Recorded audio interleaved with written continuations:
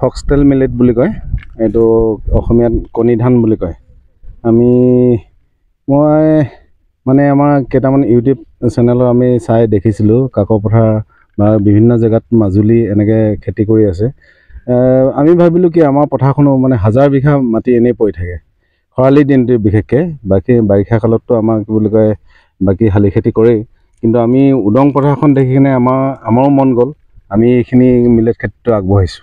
সেইটো কাৰণে হয়। কিমান বিঘা মাটি? আমি প্ৰায় 30 বিঘা ওচৰ হ'ব মাটিত। ইয়াৰ সম্ভাৱনা কেনেধৰণৰ দেখিছে? সম্ভাৱনা আমি প্ৰায় ছাকচেছ হৈছোঁ বুলি ক'ব লাগিব আজিৰ তাৰিখত।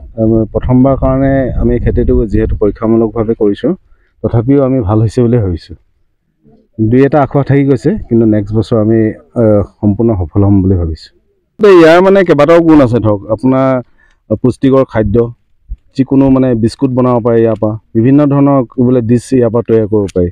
আৰু মানুহে ধৰক আমাৰ যিটো জেনেৰেল চাউল, আমাৰ যিটো ধানৰ পৰা যিটো চাউল হয়, তাত ধৰক 1 কেজি চাউলত আপোনাৰ কি বোলে 8জন মানুহে খাব পাৰিলে ইয়াৰ 2 গুণ মানুহে খাব পাৰিব, মানে প্ৰায় 16জন মানুহে খাব পাৰিব।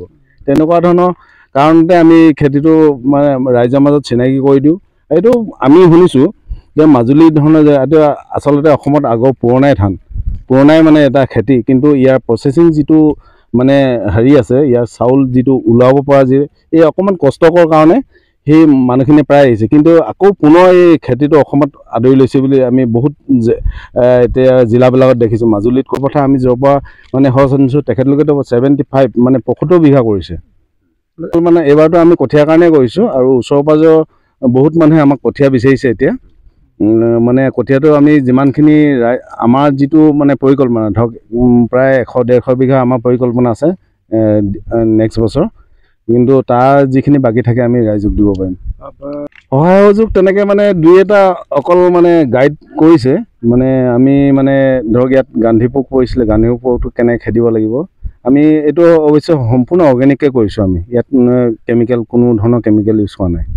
হ'ব, নিশ্চয় হ'ব। ইয়াৰ কি বোলে অনলাইনত আপোনালোকে দেখিব, ইয়াৰ চাউলৰ কেজি প্ৰায় 500 দেখাই আছে। আমি নিজেও কি বোলে প্ৰথম যিদিনাখন সিঁচিছোঁ সেইদিনাখন মিলেটৰ হেৰি দিছে খাইছোঁ। হয়, আমি বৰ্তমান আমি 7জন আমাৰ বন্ধুৱে আমি এইবাৰ চেষ্টাটো কৰিছোঁ। যিহেতু আমি এনেই থাকোঁ, আমি কামৰ সময়তো কাম কৰোঁ ব্যক্তিগতভাৱে, বাকী এনেই থকা সময়ত আমি কি কৰিম বুলি ভাবিলোঁ, গোটেই বন্ধুকেইজনে আলোচনা কৰিলোঁ। যিহেতু আমাৰ ইয়াত এইটো প্ৰজাতি নাই, আমি মিলেট ফক্সটেল নামৰ যিটো অসমীয়াত কণী ধান বুলি কোৱাৰ বাবে বেলেগ নাম আছে, আমি এইবাৰ ইয়াত চেষ্টাটো কৰিছোঁ। খেতি কৰিবলৈ হ'লে কিমান খৰচ হৈছে? আমাৰ খৰচ, আমি কঠীয়াটো আনিছিলোঁ প্ৰায় 400 টকাকৈ।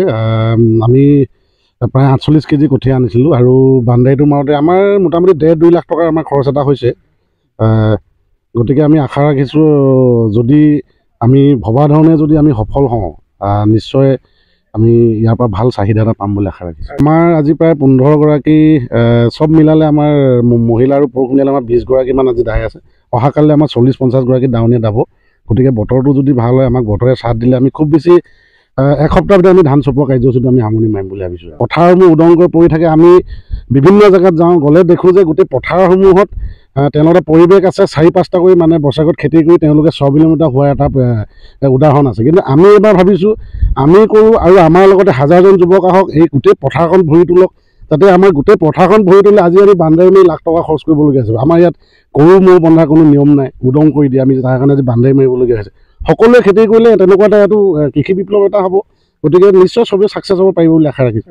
এটা কথা কোৱা যে বজাৰ আমাৰ পথাৰ আমাৰ এনেকুৱা এটা কথা কোৱা হয়, আমি চেষ্টা কৰিছোঁ। আমি ভাবিছোঁ ৰাজপথৰ আন্দোলনটোতো আমি এটা সময়ত যিহেতু ছাত্ৰ সংগঠন কৰিছিলোঁ, সেইটোতো চলাই লৈ গৈছিলোঁ, কিন্তু তাৰ মাজতে এতিয়া আমি যিহেতু এতিয়া বিভিন্ন ধৰণৰ ঘৰ গৃহস্থী এতিয়া হেৰিয়ত আহি আমি খেতি কৰ্ম কৰাৰ লগতেও নিজকো এটা চিনাকি দি যাতে আমি উঠি অহা যুৱ প্ৰজন্মৰ বাবে যে আদৰ্শ এটা চিন হিচাপে কাম কৰি যাব পাৰোঁ, আমি তাকে চেষ্টা কৰিছোঁ।